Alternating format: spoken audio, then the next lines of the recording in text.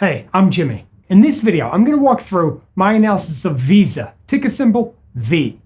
This is the 28th video in our series where we're analyzing all 30 stocks in the Dow Jones Industrial Average. You can see a link in the description below to all the other videos in this series. Then, once we're done with analyzing all 30 companies, what we're going to do is we're going to try to build 3 different portfolios: a value, a dividend, and a growth portfolio. Now, I'm actually going to do something a bit outside of the norm for our Dow 30 analysis with this video, and that is I'm going to do 2 different companies together. So I'm going to analyze both Visa and MasterCard. And I think that this is very useful because whenever we analyze any of these companies, I think it's always important to compare it to peers. This should be, I'm hoping, a good example of how to compare it to peers. And this should ultimately give us a better understanding of the fundamentals of both Visa and MasterCard, and hopefully we'll be better equipped to value both Visa stock and MasterCard stock and understand in a more complete manner how we got there. And then maybe we'll get lucky and both of them will end up in some of the portfolios. So let's start with the basics. So Visa is the top dog in the industry. They have a market cap of about $350 billion versus MasterCard's $250 billion market cap.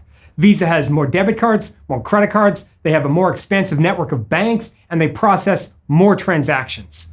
But that doesn't mean that MasterCard is down and out. So let's take a closer look at some of the numbers. So this is revenue for both Visa and MasterCard. Visa is in blue, MasterCard is in orange. And I also want to point out that these right 2 groups of bars, well, those are analyst estimates. And I just took consensus estimates for both this revenue chart and for this net income chart.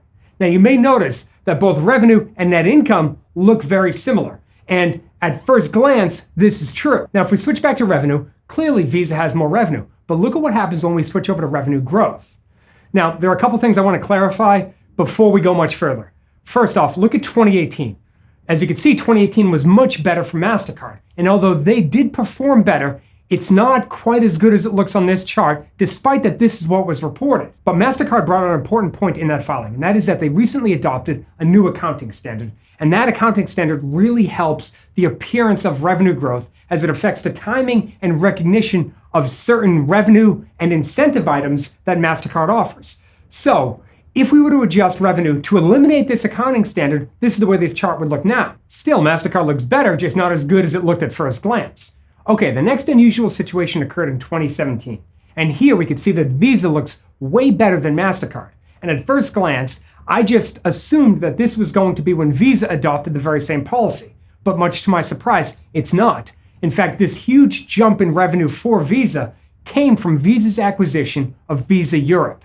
And this one isn't quite as simple to adjust, since what Visa did is they took Visa Europe and just sort of mixed it into the rest of their business. So we have no clean way of adjusting it because they get that happened about midway through 2017. So suddenly they got a huge influx of revenue that, doesn't make the previous year comparable. Now I went back and listened to some analyst calls and found some analyst reports that talked about this time period. And it seems that they adjusted revenue growth to be about 13%. So assuming that we take that for what it's worth, well, this is the way the chart would look now. Now, I actually hesitate in doing this because with the accounting change for MasterCard, well, in theory, all that would do is shift around the timing of revenue. If you move it forward, well, then fine, next year is going to be weaker, so it'll all shake itself out. But with the 2017 numbers for Visa, that was an acquisition. That acquisition is still there. So if we adjust 2017 lower, do we adjust 2018 lower too? And how could we possibly estimate that since Visa doesn't break out those numbers? So with that being said, I'm actually going to switch this chart back to the state of the mount for Visa's 2017 numbers. But before I do, and the reason I walked us through this is that I wanted you to see what I saw when I was doing my research. And that is that MasterCard they have consistently outgrown Visa over the past few years. And that's key, and there are some reasons behind that. Okay, now they're all on the same page, let's switch this chart back. And then before I go further, I just want to point out that if you're ever analyzing 2 companies, this type of thing is often needed, where if you ever see a huge disparity between growth or a revenue adjustment or a huge margin shift, something must have happened. It could be a changing accounting standards, it could be an acquisition, it could be all sorts of things. So if you ever see the numbers, don't just take the stated numbers. I've made that mistake before where I just take the numbers and say, oh, look at how much better they're doing. Instead of doing that, try to go back and look at what it is in almost all scenarios, the company's going to lay it out in their footnotes. So that's the first place to start if you ever see something like this. Okay, so why is MasterCard's growth better than Visa's? So Visa's revenue is dominated by the United States and Europe. MasterCard also has a strong presence in both those areas. The key difference is how it is segmented.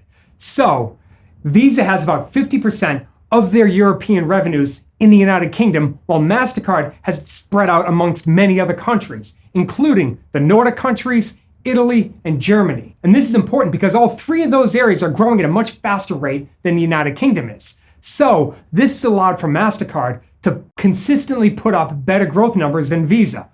Also, Visa has about 50% of their revenue coming from the United States, and while MasterCard only has about 35% of the revenue coming from the United States. So relatively speaking, the US is a lower growth region, much in the same way that the UK is. Okay, now let's switch to margins. And as we can see, this point goes to Visa.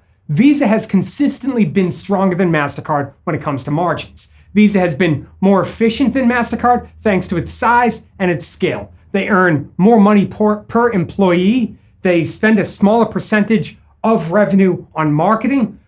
Just as an example, of the past 4 quarters, Visa spent about 5% of revenue on selling and marketing, while MasterCard spent about 7% of revenue.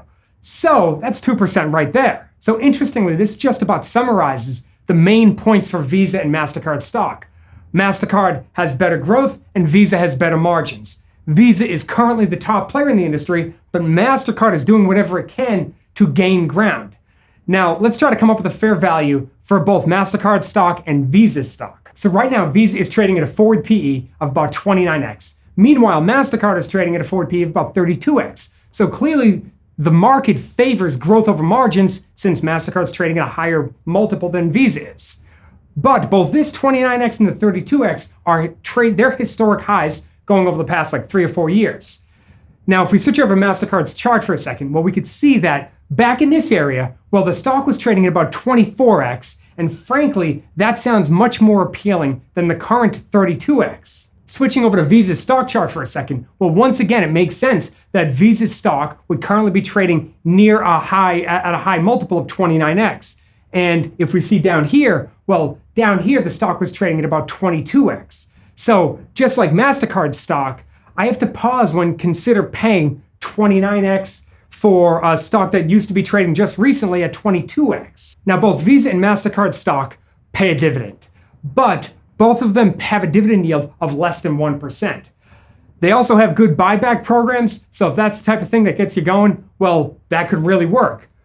But in my opinion, I really like both Visa and MasterCard as companies. I like Visa from a value standpoint, and I like MasterCard from a growth standpoint.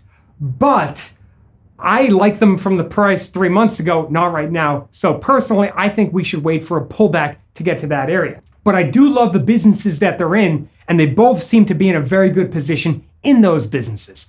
I would have thought that companies like PayPal or Venmo would have taken business away from both Visa and MasterCard, but they've more integrated themselves with the companies as compared to trying to compete with them.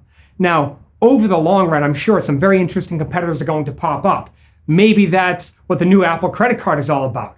But for now, I think that both Visa and MasterCard's position in the market is fairly safe. And I actually love both of these companies at the right price. But what do you think? Does MasterCard stock belong in any of our portfolios? Does Visa stock belong in any of the portfolios? Let me know what you think in the comments below. Thank you for sticking with me all the way to the end of the video. If you haven't done so yet, hit the subscribe button. Thanks so much, and I'll see you in the next video.